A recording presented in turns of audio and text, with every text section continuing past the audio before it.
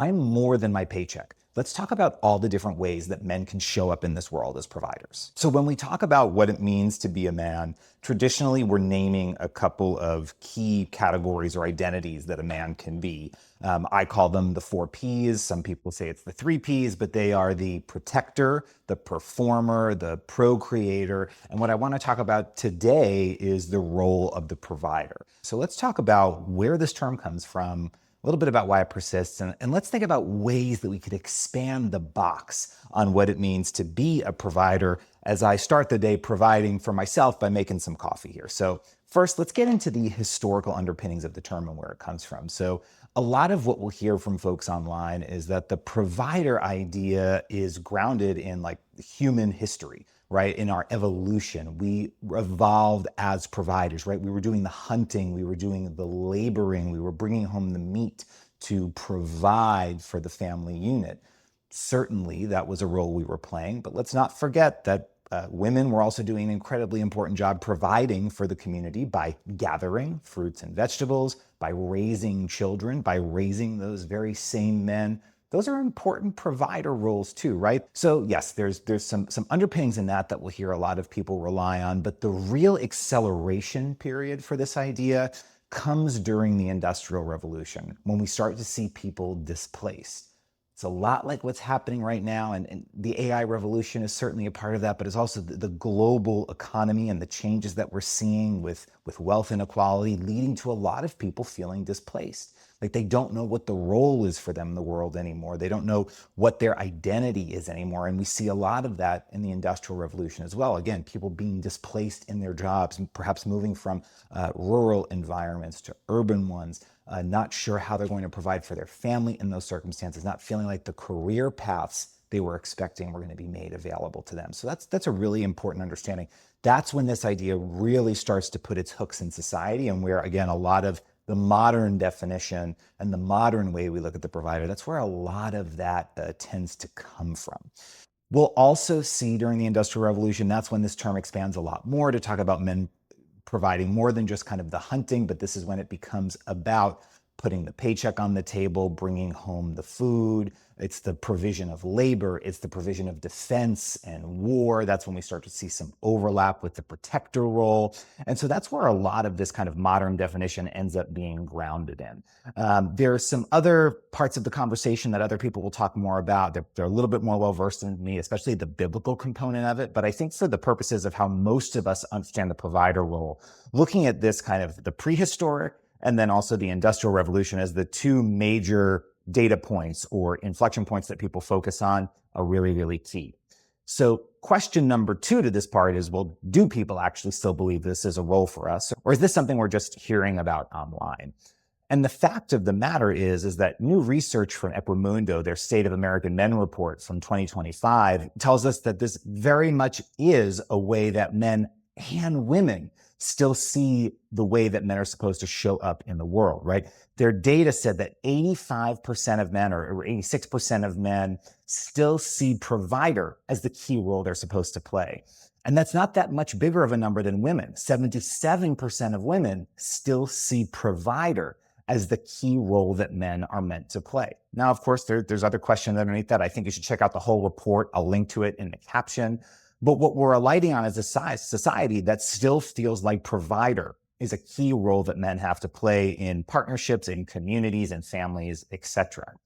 So there's also nothing wrong with that. Let's be clear about that. There's nothing wrong with playing the role of provider. What I want to posit to you is that the problem is that we have so narrowly defined the role of provider that it is harming men to the nth degree, right? I think this is a key part of why we see rising deaths of despair within men. They feel like they are not able to fulfill on that role as a provider, right? If you dig further into the Equimundo data, you'll see how many men, and it's a significant amount, and again, I'll link to the study in the caption, feel economic anxiety and precarity in their current moment. So when you've got these men who feel like their identity is to be the provider, to bring home the bacon, but they also feel a decreasing sense of control and ability to deliver on that, you start to understand why that insecurity breeds things like aggression, a regressive idea of what masculinity is, what gender roles are supposed to be, and why things like the embrace of right-wing authoritarianism start to happen, right? These are all linked. So the solution to this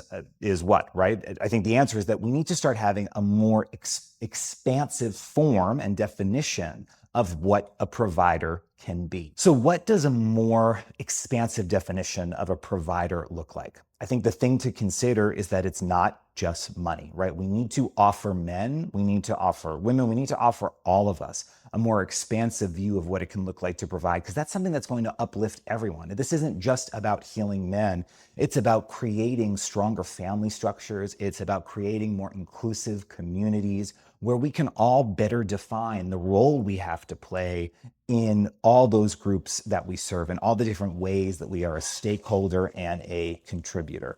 So what are some other ways that we can provide? We can provide emotional support, right? We can provide a shoulder to cry on. We can provide an ear to listen. We can provide a safe space for conversation and dialogue. That's a form of providership.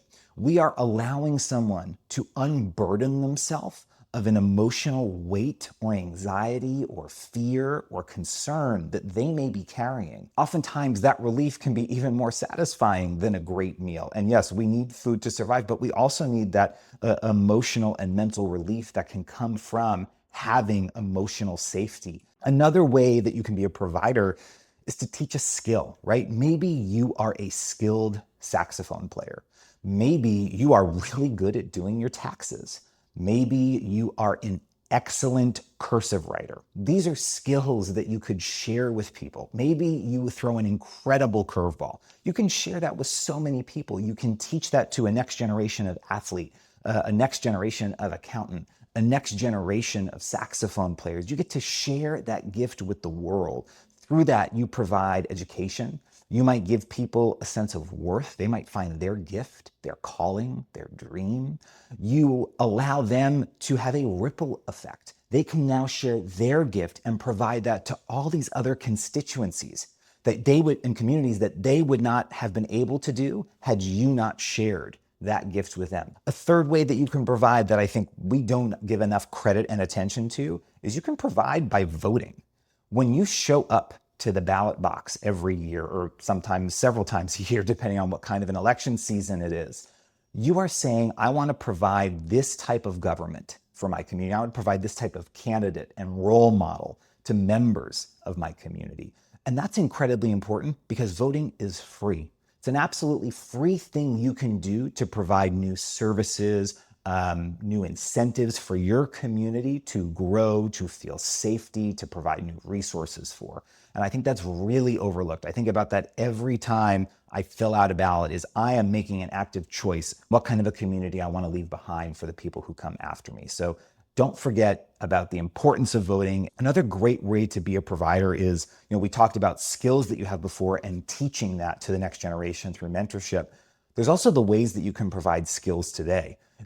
For instance, if you're an amazing mechanic, you don't just have to do that for a living. If you have a neighbor who you hear is having car trouble, go check the system out for them. I know nothing about cars, so I'm not even going to pretend to name a problem with the car. But you can be that mechanic for someone in your community. If you're a piano tuner, you find out your neighbor has a piano, you could provide that skill free of charge. You could help someone wash their car when you see them sitting outside. You are providing for them resource. You are providing for them support. You're actually providing them with some free time and some leisure and some relief in that moment. And those are things we all really cherish and need in the society that we live in today. I'll give you another way men can be a provider: providing for domestic labor, right? Doing the chores around the house, making the doctor's appointment, taking the kids to school.